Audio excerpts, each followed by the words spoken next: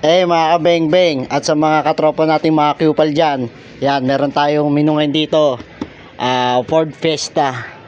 Ang issue nito P0016 P0016 ang code, yung advance yung kanyang timing. Yan, ni-retiming natin siya, tsaka magpapalit tayo ng dalawang camshaft oil seal. Yan, si Kupal Jun.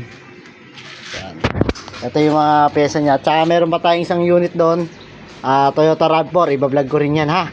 Ito yung mga ginagawa niya ni Kupal Jun, oh. Nilinis na yung mga camshaft. Anong ginagawa mo? Camshaft, nilinis ko yung mga nato yung langis. Langis yan. Ito yung lilinisin pa namin. Ayan. Yan. Sa mga gusto pong pumunta rito sa munting shop ko, hanapin nyo lang po sa pin location nyo yung Eggy Works Garage. Dito po yan sa Bagbagin, Santa Maria, Bulacan. Yan. Nag-repair po tayo ng mga computer box, module, ABS, ETC, mechanical, mga automatic na transmission. Yan.